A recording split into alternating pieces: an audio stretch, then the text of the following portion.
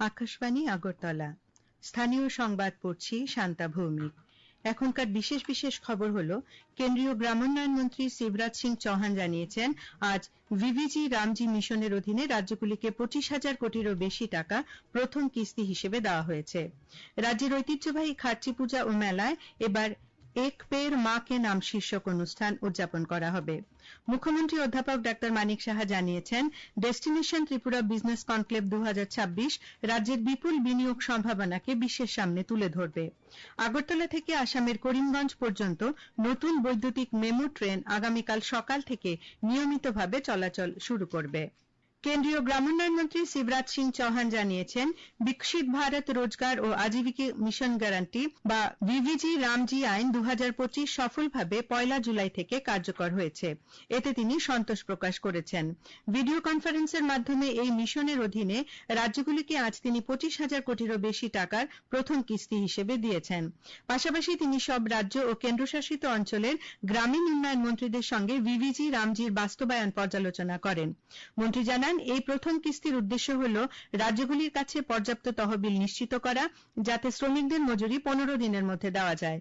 তিনি বলেন, ভিভিজি রামজি আইন মহাত্মা গান্ধী জাতীয় গ্রামীণ রোজগার গ্যারান্টি প্রকল্প MGNREGA থেকে সফলভাবে রূপান্তরিত হয়েছে।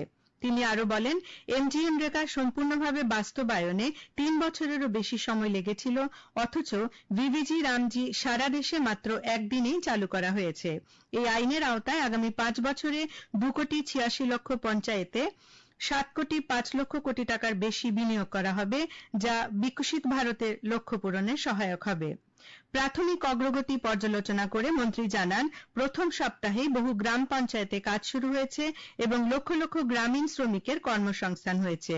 ভিভিজি রামজির অধীনে গড়ে প্রায় 10% মজুরি বৃদ্ধি করা হয়েছে এবং এখন দেশের কোন রাজ্যেই দৈনিক মজুরি 300 টাকার নিচে থাকবে না।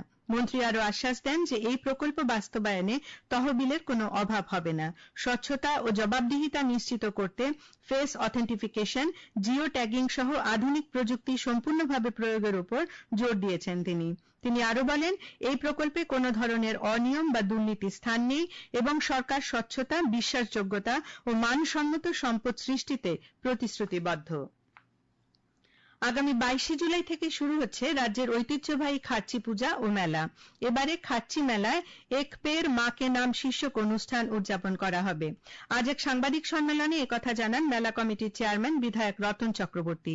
তিনি জানান, মেলায় প্রতিদিন প্রায় 1000 গাছের চারা বিতরণ করা হবে। তিনি জানান, 7 দিনব্যাপী মেলাকে সুষ্ঠুভাবে সম্পন্ন করতে যাবতীয় প্রস্তুতি নেওয়া হয়েছে। আগামী 7 জুলাই থেকে মেলায় স্টলের জন্য টিকিট বন্টন করা হবে। অন্যান্য বছরের মতো এবারও খার্চি মেলায় ফুড কোর্ট থাকবে। মেলার দিনগুলোতে যাতে প্রত্যন্ত এলাকা থেকে জাতি জনজাতি অংশের মানুষ শামিল হতে পারেন, তার জন্য বিশেষ বাস চালানোর উদ্যোগ নেওয়া হয়েছে।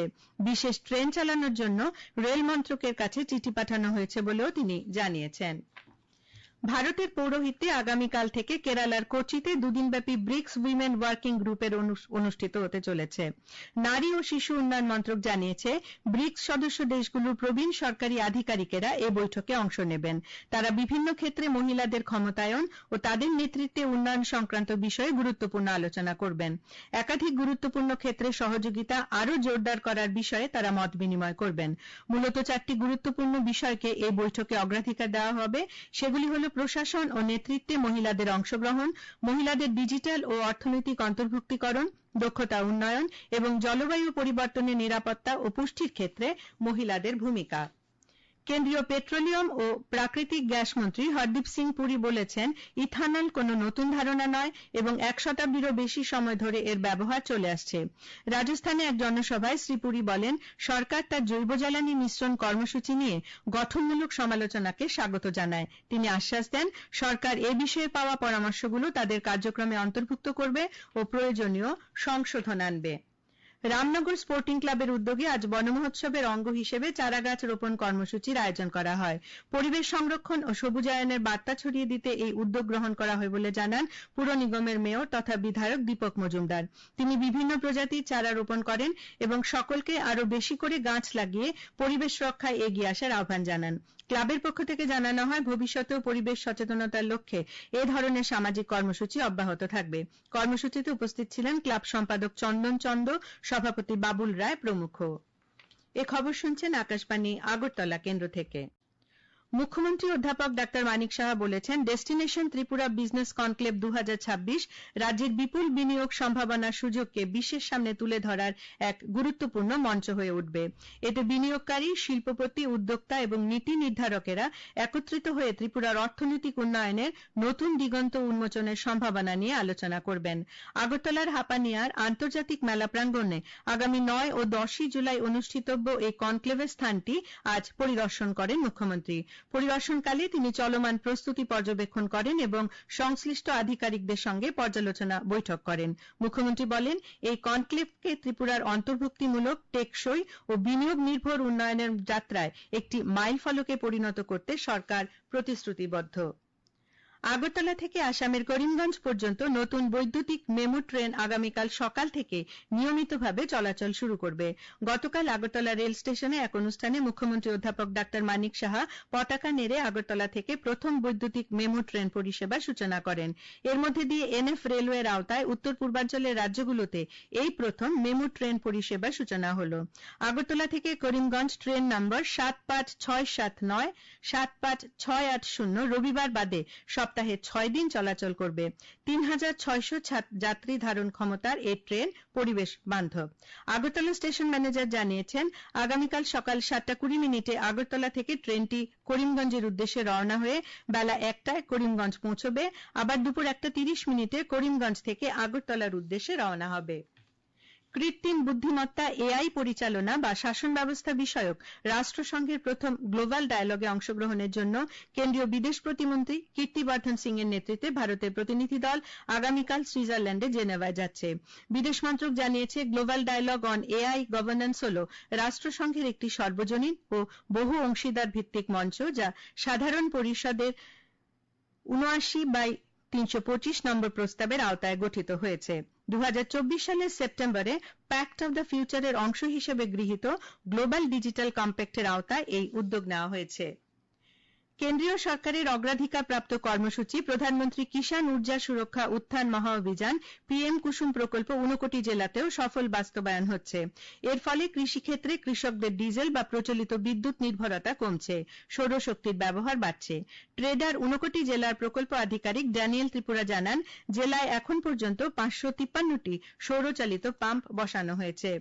বিজেপি গোমতী জেলা কমিটির নবনির্বাচিত সদস্যদের আজ উদয়পুরে জেলা কার্যালয়ে এক অনুষ্ঠানে সম্বর্ধনা দেওয়া হয়। বিজেপি গোমতী জেলা সভানেত্রী সবিতা নাগের পৌরোহিত্যে আয়োজিত এই সংবর্ধনা অনুষ্ঠানে অর্থমন্ত্রী প্রণজিৎ সিংহ রায়, জিতেন্দ্র মজুমদার, গোমতী জেলা পরিষদের সভাধিপতি দেবল দেবরায়, প্রদেশ সদস্য সমীর চক্রবর্তী সহ জেলা কমিটির 44 জন কার্যকর্তা উপস্থিত ছিলেন। ফুটবল বিশ্বকাপের রাউন্ড অফ 16 সময়সূচি অনুযায়ী আজ রাতে ও আগামীকাল ভোরে দুটি ম্যাচ অনুষ্ঠিত হবে। প্রথম ম্যাচে ভারতীয় সময় আজ রাত 1:30টায় ব্রাজিলের মুখোমুখি হবে নরওয়ে। পরবর্তী ম্যাচে ভারতীয় সময় আগামীকাল ভোর 5:30টায় মেক্সিকোর প্রতিদ্বন্দ্বিতা করবে ইংল্যান্ড। ত্রিপুরা ফুটবল অ্যাসোসিয়েশন পরিচালিত ঘরোয়া তৃতীয় ডিভিশন ফুটবলের সুপার লিগের দ্বিতীয় খেলায় আজ জম্পুইজলা প্লে সেন্টার জয়লাভ করেছে। উমাকান্ত মিনি স্টেডিয়ামে অনুষ্ঠিত খেলায় জম্পুইজলা প্লে সেন্টার 1-0 গোলে সিমনা তমাকারি ফুটবল ক্লাবকে হারিয়ে দেয়। ত্রিপুরা ক্রিকেট অ্যাসোসিয়েশন পরিচালিত রাজ্যভিত্তিক সিনিয়র ক্রিকেটের এলিট পুলের আজ একটি খেলা হয়। ধর্মনগরে অনুষ্ঠিত খেলায় তেলিয়ামুড়া 6 উইকেটে কৈলাসহরকে পরাজিত করে। বিলোনিয়া বৃষ্টির কারণে উদয়পুর ও সোনামুড়া খেলাটি পরিত্যক্ত হয়। এদিকে প্লেট পুলে উদয়পুরে অনুষ্ঠিত একমাত্র খেলায় কমলপুর 37 রানে কাঞ্চনপুরকে হারিয়ে দেয়। আবহাওয়ার খবর, আগামী 24 ঘন্টায় রাজ্যের সবকটি জেলায় বজ্রবিদ্যুৎ সহ ভারী বৃষ্টিপাতের সতর্কতা জারি করেছে আবহাওয়া দপ্তর। আগামীকাল দিনের সর্বোচ্চ তাপমাত্রা 36 ডিগ্রি এবং সর্বনিম্ন 24 ডিগ্রি সেলসিয়াসের কাছাকাছি থাকতে পারে। আজ দিনের সর্বোচ্চ তাপমাত্রা ছিল 31.4 ডিগ্রি সেলসিয়াস এবং সর্বনিম্ন 26.8 ডিগ্রি সেলসিয়াস। শেষ করার আগে বিশেষ বিশেষ খবরগুলি আরেকবার। কেন্দ্রীয় গ্রামোন্নয়ন মন্ত্রী শিবরাজ সিং চৌহান জানিয়েছেন, আজ ভিভিজি রামজি মিশনের অধীনে রাজ্যগুলিকে 25,000 কোটিরও বেশি টাকা প্রথম কিস্তি হিসেবে দেওয়া হয়েছে। রাজ্যের ঐতিহ্যবাহী খার্চি পূজা ও মেলা এবার এক পের মা কে নাম শীর্ষক অনুষ্ঠান উদযাপন করা হবে। মুখ্যমন্ত্রী অধ্যাপক ডক্টর মানিক সাহা জানিয়েছেন, ডেস্টিনেশন ত্রিপুরা বিজনেস কনক্লেভ 2026 রাজ্যের বিপুল বিনিয়োগ সম্ভাবনাকে বিশ্বের সামনে তুলে ধরবে। আগরতলা থেকে আসামের করিমগঞ্জ পর্যন্ত নতুন বৈদ্যুতিক মেমু ট্রেন আগামীকাল সকাল থেকে নিয়মিতভাবে চলাচল শুরু করবে। স্থানীয় সংবাদ আজকের মতো এখানেই শেষ হলো। পরবর্তী বাংলা স্থানীয় সংবাদ প্রচারিত হবে আগামীকাল সকাল 7টা বেজে